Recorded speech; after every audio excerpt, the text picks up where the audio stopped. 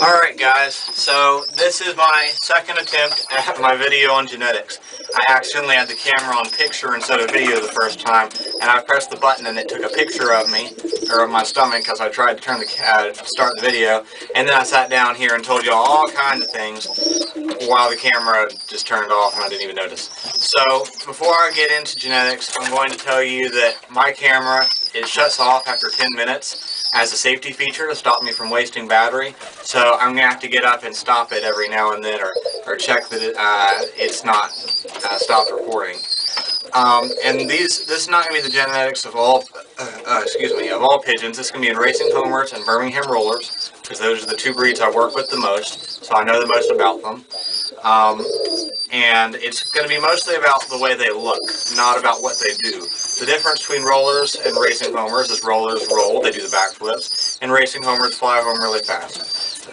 No one really knows for sure, everyone has their theories, but no one knows for sure how homers get home, or know where home is. And they're just bred to be strong and fast, just like a racehorse. And the rollers, that rolling is a little bit of a dominant gene. If you put a bird that rolls and mate it with a bird that doesn't, like a homer, the offspring should roll a little bit, but not very well. And that's about all there is to tell you about that. In a nutshell, that's all there is about their performance. So the far more interesting and far more complicated thing is how they look.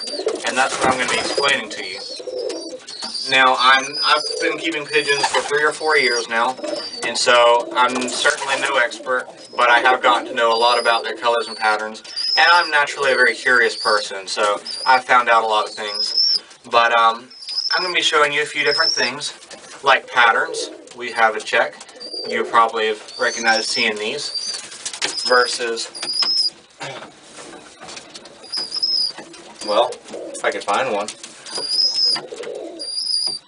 Where'd all my pigeons go?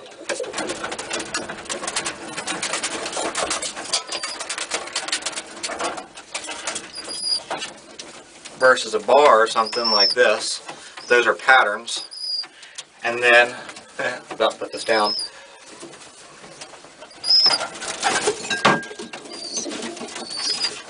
We have base colors. You can see these are the same pattern, different colors if they'd stop flapping their wings all around. Maybe none of my blue bars are tame for some reason, so I'm just going to stick this one underneath my seat. And hopefully that'll make it easier to get a hold of and to show you stuff.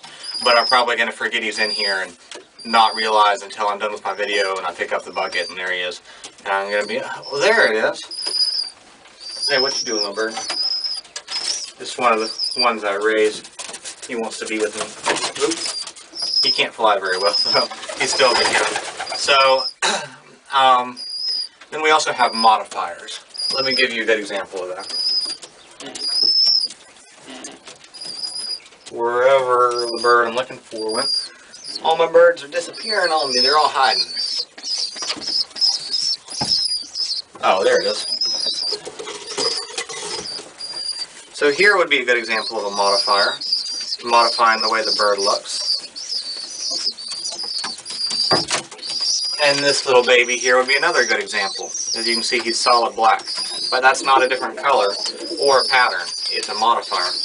So, the first thing we'll go over is colors, because colors are the easiest to comprehend. There's only 3 base colors, and one's, they're either dominant or recessive to another color. So there's not much, it's pretty easy to understand. So, what you'll see the most are blue-based birds. Now, I don't know why they're called blue, because this bird is gray and black, not blue. I understand the other colors, but not this one. I would have called it the gray birds, or the gray-black birds, or something, I don't know. But they call it blue. So this is a blue check, which is check being the pattern, but blue meaning that it's a light gray. It's a gray bird. All blues have a black tail bar. It's probably a little bit difficult to see on this pigeon, but, aha.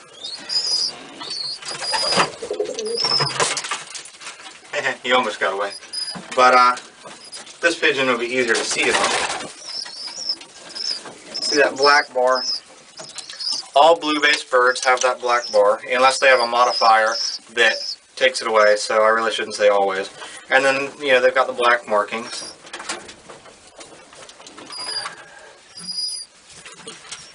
But, That's actually not the most dominant. There's three, and this one, blue being in the middle. So that would be my middle finger right here. Not that kind of middle finger, but you know, that would be right here in the middle.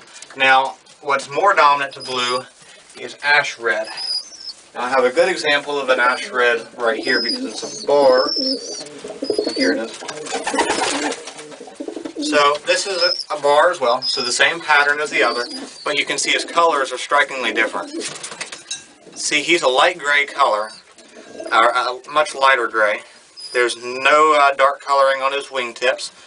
He has no tail bar, and his markings are kind of a rusty red color. And most of the time there's some rusty red on their necks too. Now, I have another one right here that's a different pattern that makes it easier for you to see the red color. See, these are the same color birds, different patterns, which I'll get to in a moment. See, again, even though this is even though it's much darker colored, it's still the same color. Still got light wings, a light colored tail with no bar. And ash reds oftentimes will have flecking, like some other color markings on their light colored feathers. Obviously most of it's going to be ash red because that's what color they are. But this one has some blue in it too, which causes them to have some black flecks. And with birds, there's the third, this would be dominant to every other color. The third color would be brown, and to be honest, I've never seen a brown in person, only pictures, because it's the most recessive. When it has two other colors that are dominant to it, it makes it hard to keep it in. If you're not breeding for it, you won't see it much. So I'll include some pictures of that on the end of my video. With the program I use to make my YouTube videos, I can't, or at least I can't figure out how to put a picture up here on the screen while I'm talking, like I would a caption with the words, put a picture instead. So I'm going to have to include it at the end, and I'll just, you know, I'll have the title of what it is.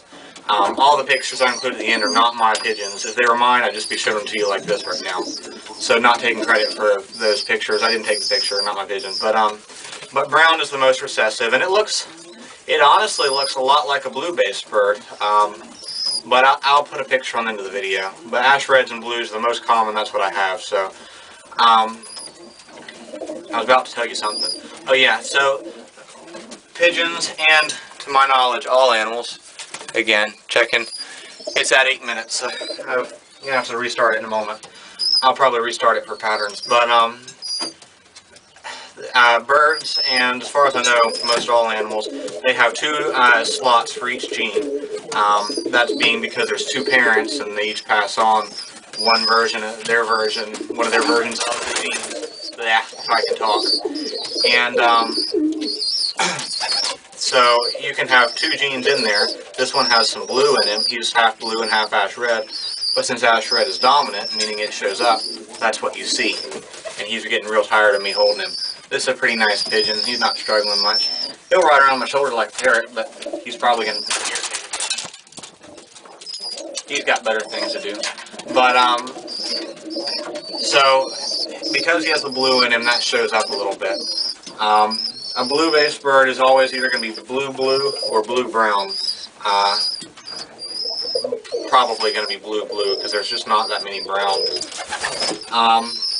So those are the three base colors. They're pretty easy to understand. Now I'm going to start the video, restart the camera for the next one, or it'll cut out on me. Alright, there we go. So that was pretty easy. Just about stepped on one of my pigeons and crushed it, but I didn't, so that's good. You got to be watching out. I've got some babies in here because I need them to show you some stuff. But next we'll talk about patterns. So you already saw the blue bar I've got in this under my bucket I'm sitting on. I'm sitting on the 5-gallon bucket. That's why I was able to sit it underneath me. But here's a baby.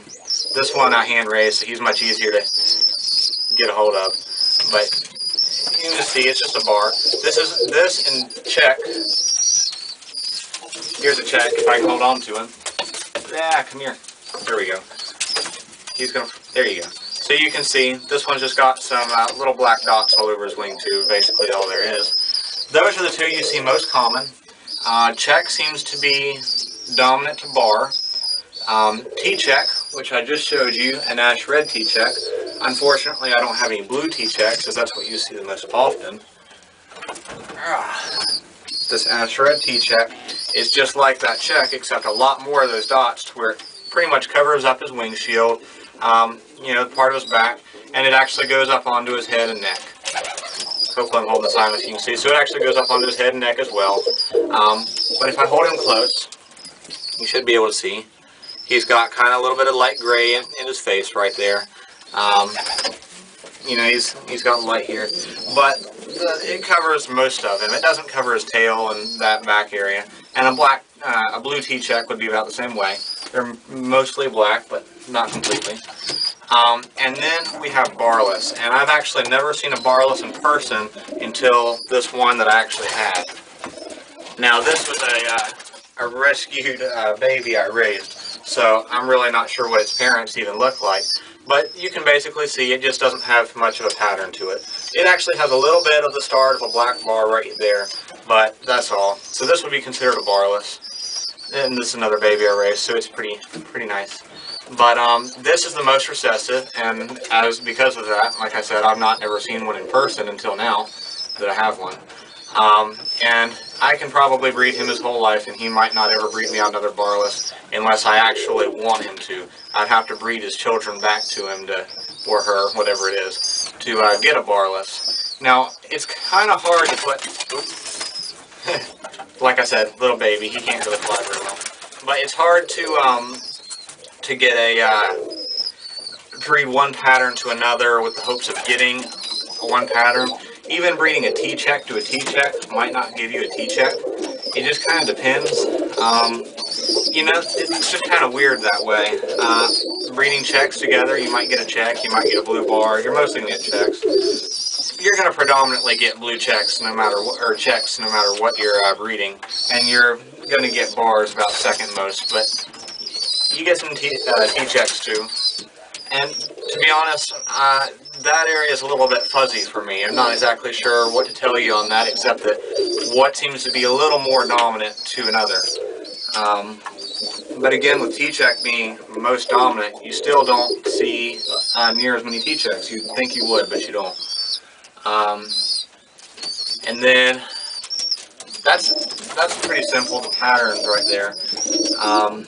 That's pretty much all you're gonna. There aren't any other patterns that I'm aware of. But then we have modifiers. Now modifiers, they kind of twist everything around. So I had a good example. Here we go.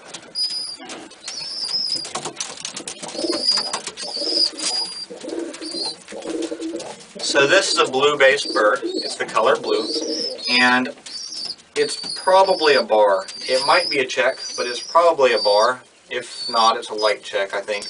But you can see it doesn't look like the other blue birds I've had. You can see if you look at its wing, that there's a lot of the centers of the feathers. Actually, the centers of the middle feathers are kind of dark gray and lighter in the middle, it looks like. Whereas the flight feathers are lighter close to the shafts of the feather. Oh, just trying to get away. And darker towards the edge. Now this is a modifier called Grizzle.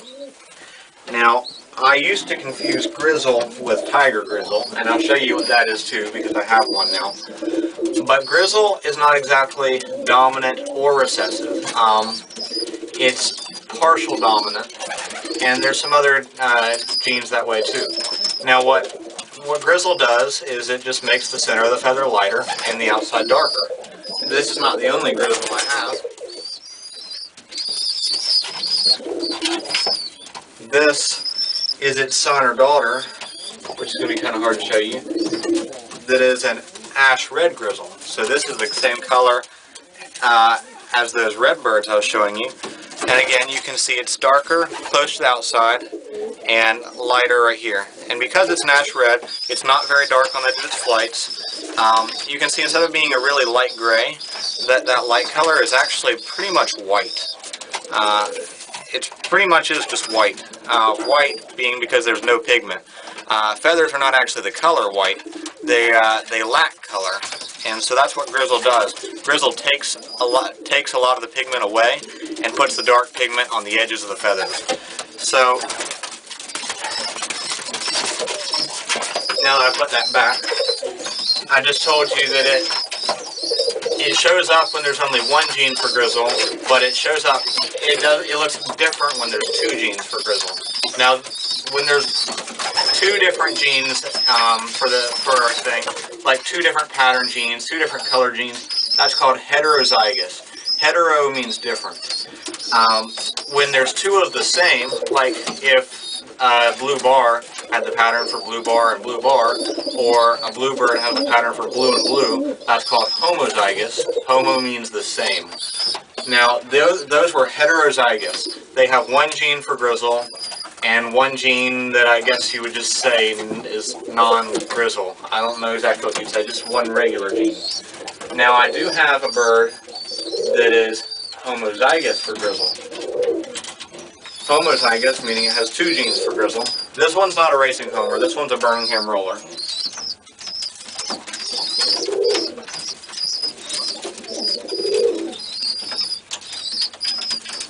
Alright, so this is also a Grizzle pigeon, but you can see it looks a bit different. It's mostly white. You can see, because like I said, Grizzle takes color away. Its tail is pretty much white.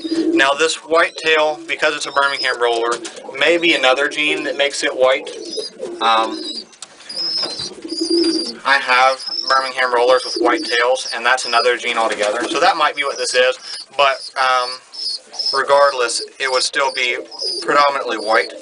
I've had a homozygous Grizzle racing homer as well, but mostly it just makes them predominantly white with some color. And on the feathers that do have color, if I can get it close enough for you to see without it moving, again, it's darker close to the shaft, or lighter closer to the shaft and darker close to the edge. Just look at this feather right here that I'm showing you. See how it's darker on the end of the feather and lighter towards the middle. So you can see that it is a Grizzle, but because it's homozygous for it, meaning it has two genes for Grizzle, it's mostly white.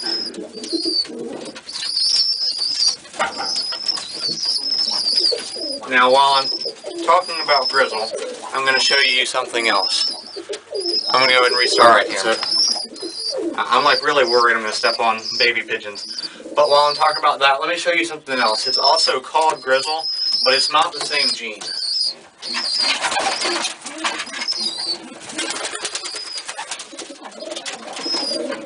Now this bird is called, this modifier is called Tiger Grizzle.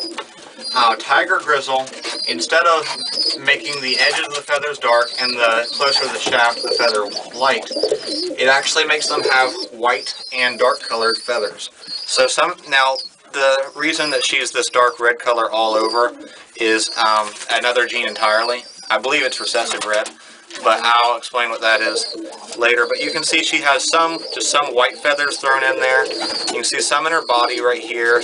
Mostly it's on her wing on this one. Some of her flight feathers are white. Most of hers are dark colored. But she's just splashed with white feathers. That is another gene entirely called Tiger Grizzle.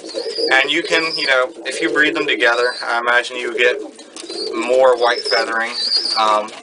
And if you bred two that didn't have much together, you'd probably get more dark feathering with less white feathers. To get a really nice even amount of feathers, about half brown, half the dark color, and half of them being white, which, would be spread all across the bird, I would take one that is more white than you want and breed it with one that is less white than you want. Because breeding two perfect looking birds almost never makes a perfect bird. Breeding two poor birds that are poor in the opposite ways are how you get perfect birds. Again, no bird's really perfect, but you know what I mean.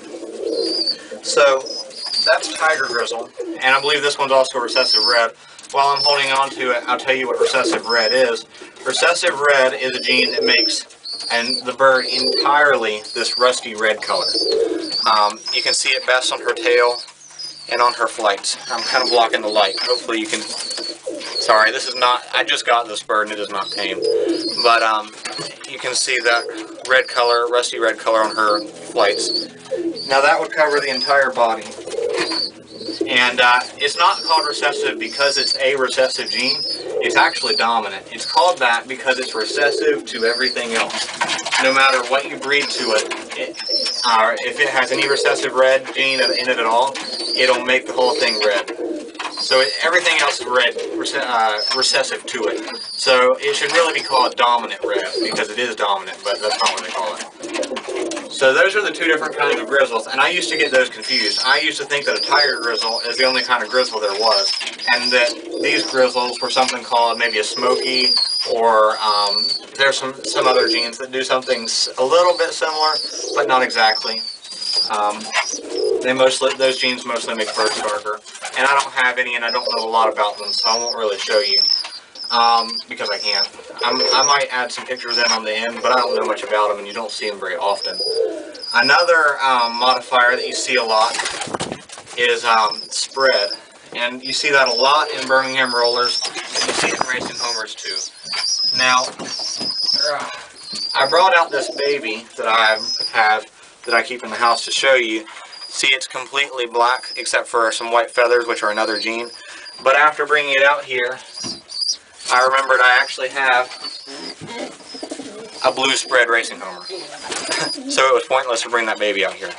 But spread takes the pattern. So here's a blue check. Stop it. But it takes this pattern, actually it takes this bar right here, which again is hard to see on this bird, but I've showed you already the black bar that goes across the tail. Spread takes that color and spreads it all over the bird's body to make it look like this. Now, a brown pigeon would be a brown color, because their tail bars are brown, and I'll try and include pictures of that at the end. And then a ash red bird with spread, I actually don't have one, but because they don't have a tail bar, that tail is just a really light gray color, it makes the whole bird really light gray. And because I already showed you there will be some tip marks in the feathers, some little black marks, little red marks in the feathers, because they're spread, they tend to have those kind of all over their body. Now it's not that the spread gene spreads those tick marks out across their body. They already have those. It's just that because they're not being covered up with red or anything, I don't know, it kind of shows through. But they'll usually have some little black and little red marks over them, but that's not necessarily grizzle. Now you could have some grizzle mixed in, that's possible, but that doesn't mean that there is grizzle. That's just kind of what happens. So spread is dominant. As long as they have one gene for spread, they will be spread. And if they have two genes for spread, then they're really going to be spread. Now sometimes spread is a little bit faulty, and I'm going to show you a pigeon that, let's see.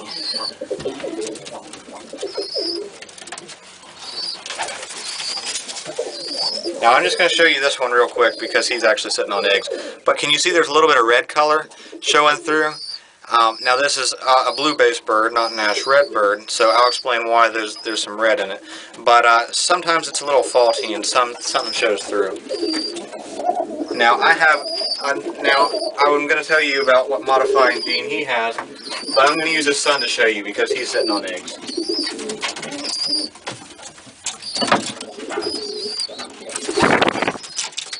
So this pigeon has a color modifier called Indigo. And you can see it makes it kind of a little bit a dark gray color with there's a little bit of black edges going around the feathers, kind of makes the feathers stand out a little bit more. Again, this white is another gene, but and he also has spread, which spreads it out all across him.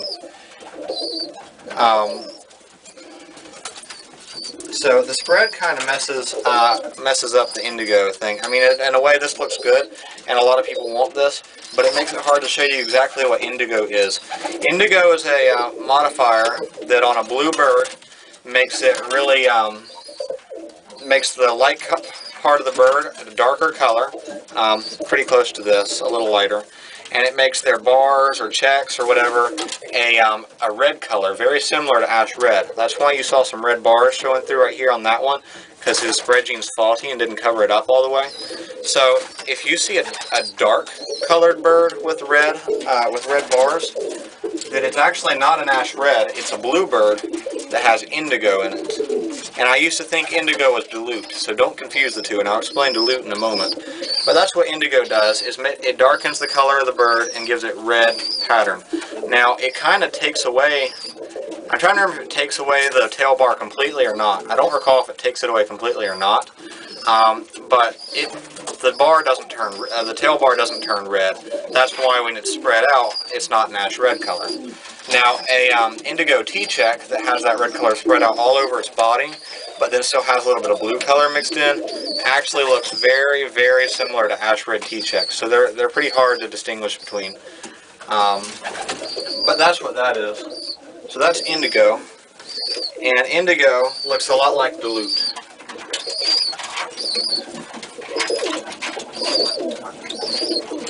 Now, I don't have any Dilute birds, sorry, so I can't really show you. But Dilute just makes the pattern on a pigeon a lighter color. So if he had Dilute, his bars would be more of a grayish color than black. And on a spread bird, that would make the bird kind of grayish, which is why I used to think those were Dilute until I learned about Indigo. Which was through my YouTube channel. Someone commented to let me know that, and I wish I had written down who it was so I could give him some credit, but I'm very grateful that he told me, because otherwise I would have had no idea. What are you doing? Let me check on my... Good, it's still recording, but I'm going to restart the camera. Alright, so... Again, afraid I'm going to step on babies. So so Dilute just lightens up those colors, and on an ash red, that would make it kind of their pattern kind of a khaki colored. If the bird had spread, actually I'm not really sure what that would do because they don't have a tail bar. But a recessive red with a Dilute would make it kind of a khaki color. So that would be kind of a khaki color. So all it does is lighten the pattern color, or the base color is what I should say. Now, before I get into, I've got these white pigeons running around in here, and I'm really tempted to start telling you about them. But because this is even more complicated, I'm going to tell you about Piebald first. I pointed out that I've got these pigeons that I was showing you things about them, but they have white on them in pretty defined places. And this is a gene called Piebald.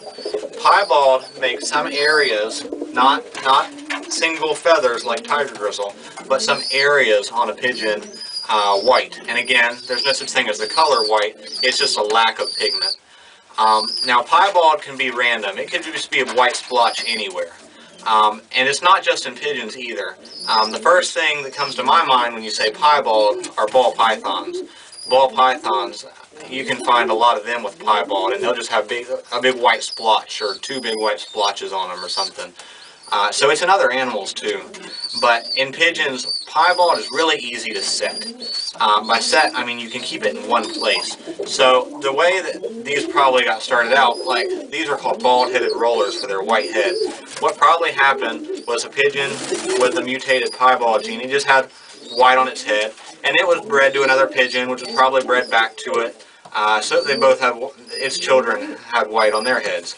And then, you know, maybe those children were bred back together or whatever, but only birds with white on their heads were bred together, and it didn't take very long before the white would only show up on the head, and it was set in that location. Same thing goes for these half-white wings, which are called white flights, but it's not just the flight feathers that are white. The little feathers right here are white as well.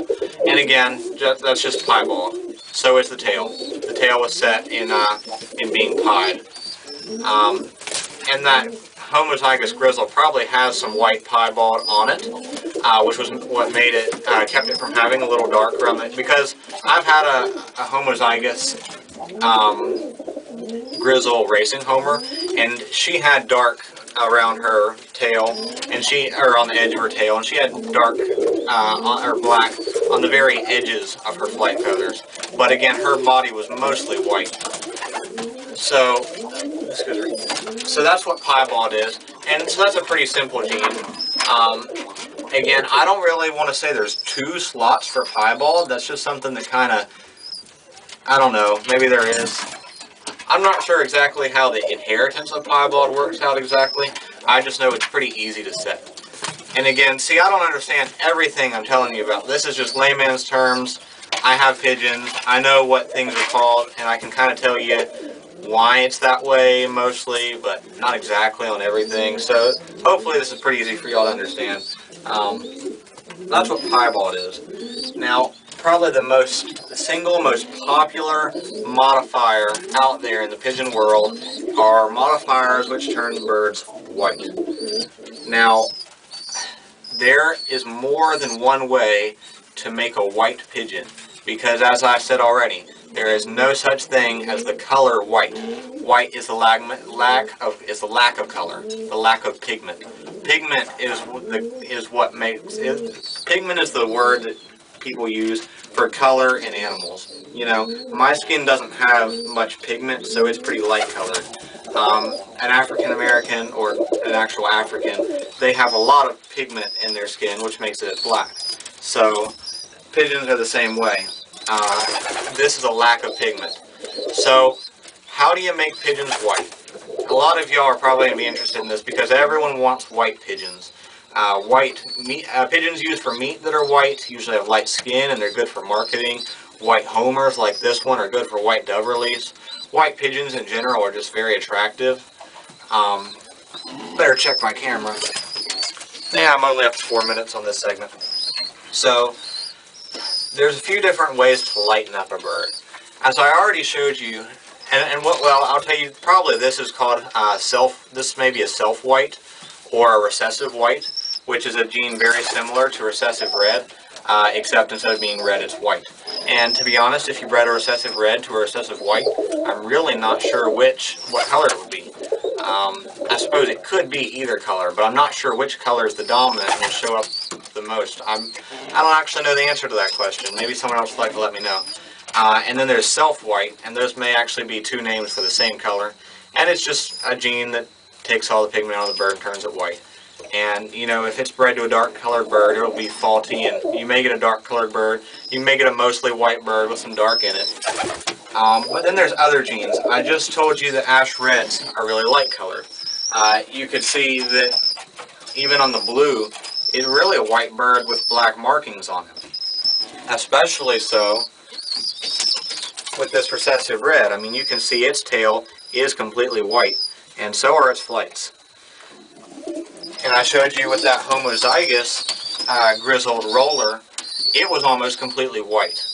Now, the thing with homozygous grizzles is they are mostly white, but they have some dark feathers in them, usually, and they almost always have dark color around the tips of their flight feathers and the tips of their tail feathers. Now, there's some ways to get rid of that. On that recessive red I just showed you, you already saw it didn't have any color on the tips of its tail or flight feathers. So now I've got this big light shining on me to try and make it easier for y'all to see the pigeons, and it's like making me feel like I'm going to pass out or something, but sorry. But so you already saw that didn't have it. Now with bluebirds they do have it, but there's ways to get rid of it. I already showed you with a piebald bird, if they have piebald wings and tails like this, then those are already going to be white. There won't be any dark color.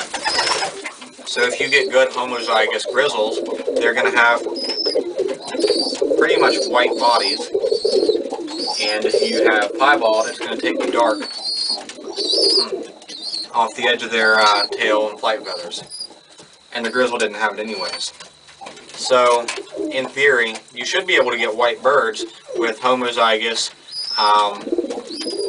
grizzled ash reds, and having some piebald in there helps. And even if they have some dark feathers, you can pull those out or cut them off, and you should be able to have white birds that way. Yeah. A diluted ash red would be a mostly white color. If it's a barless and it doesn't have any pattern on it, then it's already going to be super light colored. And if you were flying homers, you could throw that in a flock of white homers and probably no one would tell the difference at a wedding or some kind of ceremony where you're releasing them. And so probably no one would tell the difference. Just started that back over. So no one would probably tell the difference. And if it's if those birds are diluted, they're going to be even lighter colored. So you can get pretty much white birds that way. So those are 3, possibly 4 ways right off the top of my head. But I'm getting feathers on me. But there's probably other ways too. But those are 3, maybe 4 ways I can think right off the top of my head. And that would also explain why you could breed 2 pretty much white birds together and get dark colored birds. If they are homozygous grizzles, they might have some dark feathers show up because of the grizzling. If they were both barlesses, maybe reduced, sorry, not reduced, diluted barless, like I just said, then you might get some a bar or a check or something. And with it being diluted, the markings would be gray. If they weren't diluted and you just didn't notice that they were actually darker, a little bit darker than white, then they would just be ash red bars or something, or bars or grizzles, maybe even not grizzles, sorry, checks, bars or checks, maybe even a T-check, I don't know. Most likely bars, and they would be ash red. And if it was diluted, it would be, sorry, I think that's a gray. But what I really mean is kind of a khaki color, that light red color. Come here, baby. They want to be with me. But, so that would explain why you could breed some white birds together. Or piebald, if there's some piebald in there, helping it be white, and it doesn't come through all the way. You might have some dark on them. That would be a big thing for dark patches, because piebald can be set all over the body. I actually was just talking about piebald as a way to get rid of the dark on the edge of the feathers in a grizzle. But you could actually breed for almost completely white birds. Actually, this is not a racing homer or a Birmingham roller. This is another bird called a satinet. But its head is white, its wings are white, its body is mostly white, and that's all piebald. Now, if you continue to breed them for more white wings, like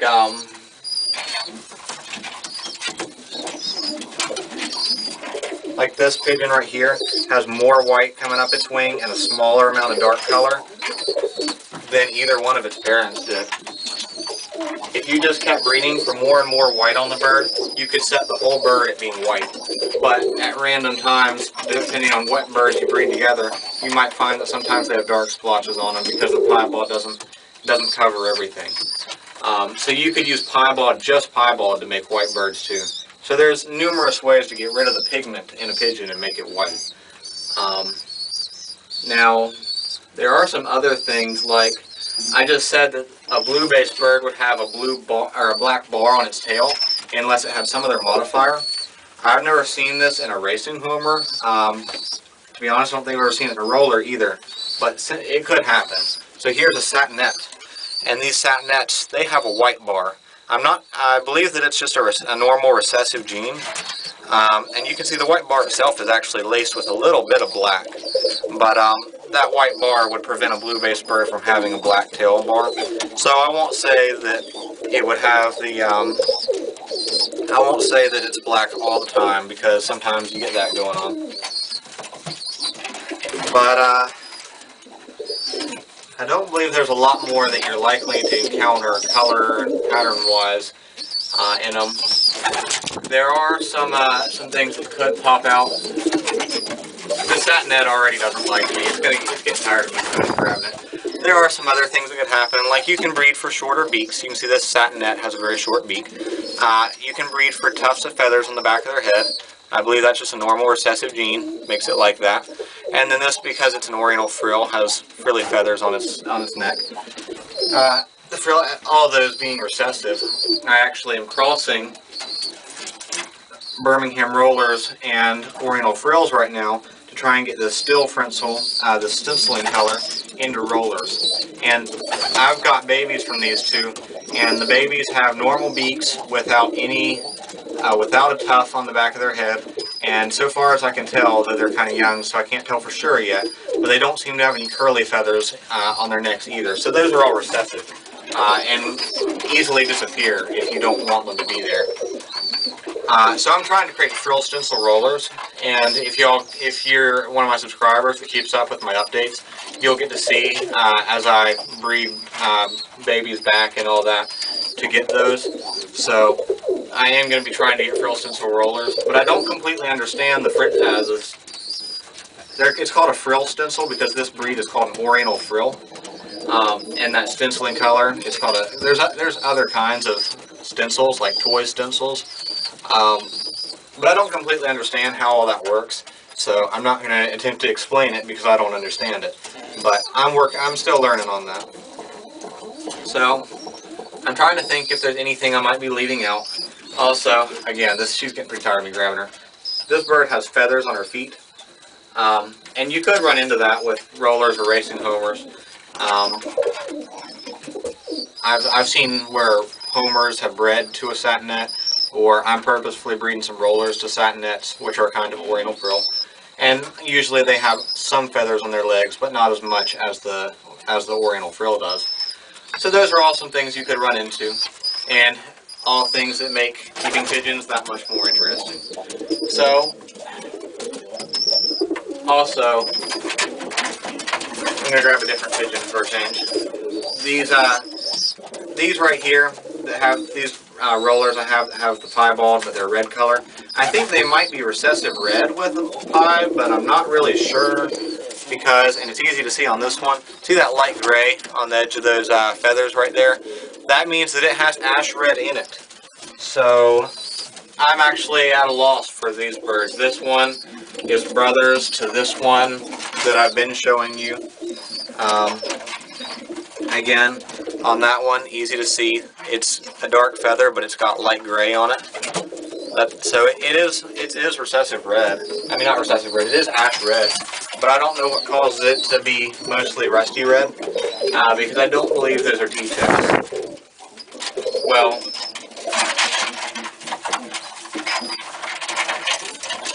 this one might be a T-check.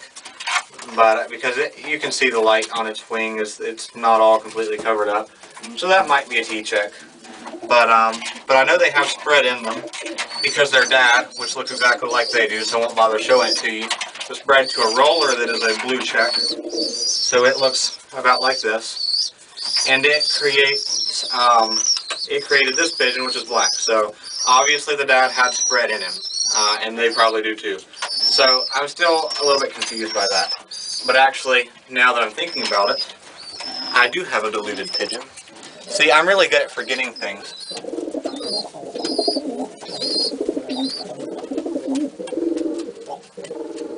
That's interesting. Something is wrong with this pigeon's eye. It was not like that earlier. You can see she keeps closing it. It looks a little swollen. She probably got pecked in the eye. By what bird, I don't know. But she probably did. But as you can see, the dilute, it caused her to be a little darker. You can see her tail bar is a little bit harder to distinguish from the rest of the tail because it's a little bit lighter. And her flight feathers are kind of that weird color. They're not nearly so dark on the edges. So I'm pretty sure this is a dilute.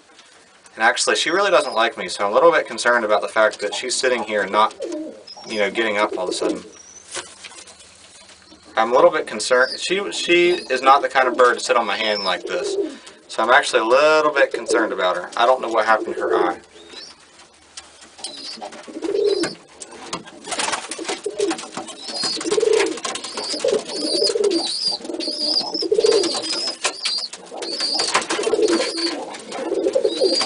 So I really hope she's not sick.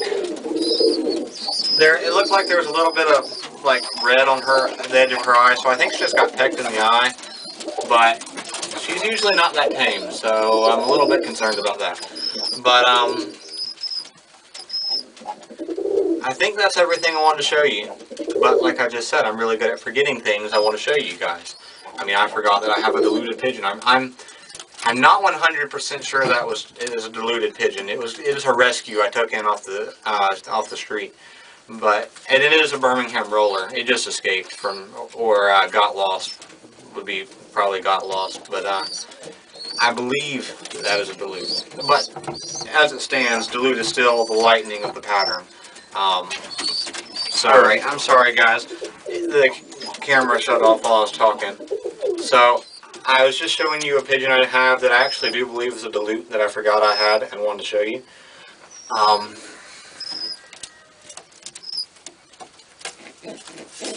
So I believe this is a dilute. I'm not 100% sure because I took it in off the street. This is a roller. But you can see it has those odd colored flight feathers that aren't dark at the end, like this one right here. You can see. I'm trying to hold them both. The edges of those feathers are really dark, but with her, they're not. And her pattern is just, it still looks almost black, but it's a little lighter, especially on some of these. And you can see her bar, it's a little bit lighter than a normal blue pigeon. I'm actually a little bit worried about this pigeon because it keeps closing that one eye. It looks like someone probably pecked it in the eye. Someone meaning another pigeon. Because it kind of looks like I can see where they kind of grabbed her eyelid a little bit. So, that should heal pretty quickly. It's just that she's being unusually tame. So I'm hoping she's not sick or something. Because she hates me. But I'm really good at forgetting things I want to show you guys. That's why I always be like, alright, thanks for watching. Be sure to like and subscribe. Bye. And then all of a sudden, hey guys, I forgot to tell you such and such. So hopefully I didn't forget anything now. If I do, I'll probably add it on. But I'll add in the pictures of stuff that I mentioned that I don't have to show you at the end of my video. And I'll title it as to what it is. But I think that's everything I want to show you. So thanks for watching, guys. Be sure to like and subscribe for more videos. You know, I'll be doing my updates throughout the year.